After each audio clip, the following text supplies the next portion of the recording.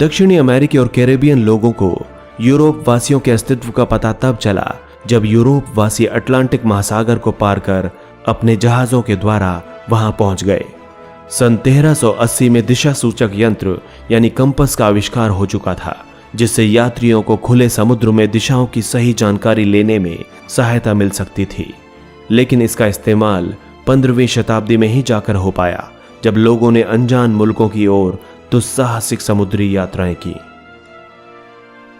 इस समय तक समुद्री यात्रा पर जाने वाले यूरोपियन जहाजों में भी काफी सुधार हो चुका था। बहुत बड़े जहाजों का निर्माण होने लगा जो विशाल मात्रा में माल की ढुलाई करते थे, साथ ही आत्मरक्षा के लिए अस्त्र शस्त्रों से भी लैस होते थे ताकि शत्रुओं के आक्रमण का मुकाबला किया जा सके। पूरी 15वीं सदी के दौरान यात्रा वृत्तांतों और सृष्टि वर्णन तथा भूगोल की पुस्तकों के प्रसार ने लोगों में व्यापक रुचि उत्पन्न की।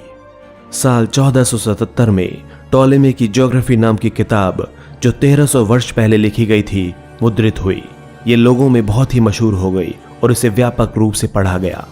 मिस्रवासी टॉलेमी ने विभिन्न क्षेत्रों की स्थिति को अक्षांश और देशांतर रेखाओं के रूप में व्यवस्थित किया था। इन विवरणों को पढ़ने से यूरोप वासियों को दुनिया के बारे में बहुत कुछ जानने को मिला, जिसे उन्होंने 3 महाद्वीपों यानी यूरोप, एशिया और अफ्रीका में बटा हुआ समझा। टॉलेमी ने बताया था कि दुनिया गोल है, लेकिन उसने महासागरों की चौड़ाई को काफी कम आंका था। यूरोप वासियों को इस बात का कोई अंदाजा नहीं था कि अटलांटिक के दूसरी ओर की भूमि पर पहुंचने के लिए उन्हें कितनी दूरी तय करनी होगी। क्योंकि वे सोचते थे कि यह दूरी बहुत कम होगी, इसीलिए उनमें से कई बिना सोचे समझे समुद्रों में उतरने के लिए सदा उतारू रहते थे। 15वीं शताब्दी में आइबेरियाई प्रायद्वीप यानी स्पेन और पुर्तगाल के लोग इन खोज यात्राओं में सबसे आगे रहे। पहले इतिहासकार इन समुद्री यात्राओं को खोज यात्रा कहा करते थे, परंतु बाद में उन्होंने ऐसा कहना छोड़ दिया। बाद के इतिहासकारों ने यह कहा कि अनजान इलाकों की ओर पुरानी दुनिया के लोगों की ये पहली समुद्री यात्राएं नहीं थीं। पहले भी अरब, चीनी और भारतीय यात्री और प्रशांत महाद्वीपों के पोलिनेशियन तथा माइक्रोनेशियन नाविक अपने समुद्री जलयानों में बैठकर बड़े बड़े महासागरों के आर पार जा चुके थे। नॉर्वे के वाइकिंग्स 11वीं शताब्दी में उत्तरी अमेरिका पहुंच चुके थे। स्पेन और पुर्तगाल के शासक ही विशेष रूप से इन समुद्री यात्राओं के लिए धन देने को इतने लालायित क्यों थे? उनके सिर पर सोने तथा धन दौलत के भंडारों और यश एवं सम्मान प्राप्ति की धुन क्यों सवार हुई? दरअसल वे आर्थिक, धार्मिक और राजनैतिक 3 प्रकार के मिले जुले कारणों से इस कार्य के लिए प्रेरित हुए। 14वीं शताब्दी के मध्य से 15वीं शताब्दी के मध्य तक यूरोप की अर्थव्यवस्था गिरावट के दौर से गुजर रही थी। प्लेग और युद्धों ने यूरोप के अनेक भागों में आबादी को उजाड़ दिया। व्यापार में मंदी आती गई और वहां सोने तथा चांदी में कमी आ गई। उन दिनों यूरोप में सोने तथा चांदी का प्रयोग सिक्के बनाने के रूप में किया जाता था। ये स्थिति इससे पहले की उस स्थिति से बिल्कुल विपरीत थी, जब बढ़ते हुए व्यापार ने इटली के नगर राज्यों को समृद्ध बना दिया था और उसके चलते पूंजी संचय भी हुआ। लेकिन 14वीं शताब्दी के बाद के दशकों में लंबी दूरी के व्यापार में गिरावट आई और 1453 में तुर्कों द्वारा कुस्तुनतूनिया यानी कॉन्स्टेंटिनोपल की विजय के बाद तो ये और भी मुश्किल हो गया। इटली वासियों ने किसी तरह तुर्कों के साथ व्यवसाय करने का इंतजाम तो कर लिया, पर उन्हें व्यापार पर अधिक कर देना पड़ता था। बाहरी दुनिया के लोगों को ईसाई बनाने की संभावना ने भी यूरोप के धर्मपरायण ईसाइयों को इन साहसिक कार्यों की ओर प्रेरित किया।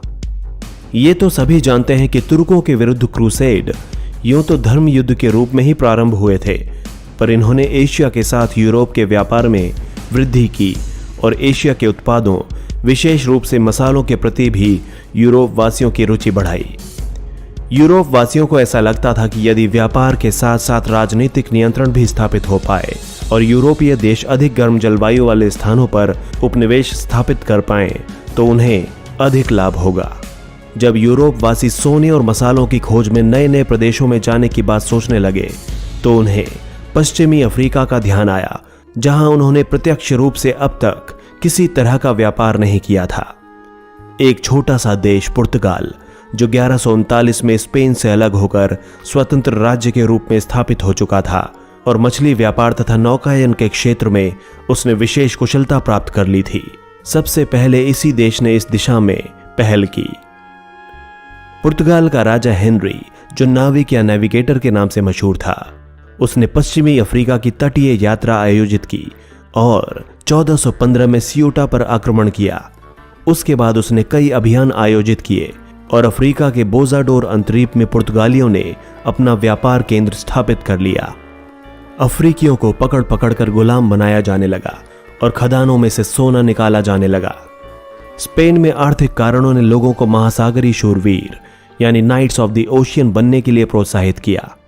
धर्म युद्धों की याद और रिकॉन्क्विस्टा की सफलता ने निजी महत्वाकांक्षाओं को उत्तेजित कर दिया और उन इकरारनामों की शुरुआत की जिन्हें कैपिटुलेसियोन कहा जाता था। इन इकरारनामों के तहत स्पेन का शासक नए जीते हुए इलाकों पर अपनी प्रभुसत्ता जमा लेता था और उन्हें जीतने वाले अभियानों के नेताओं को पुरस्कार के रूप में पदवियां और जीते गए देशों पर शासन करने का अधिकार देता था।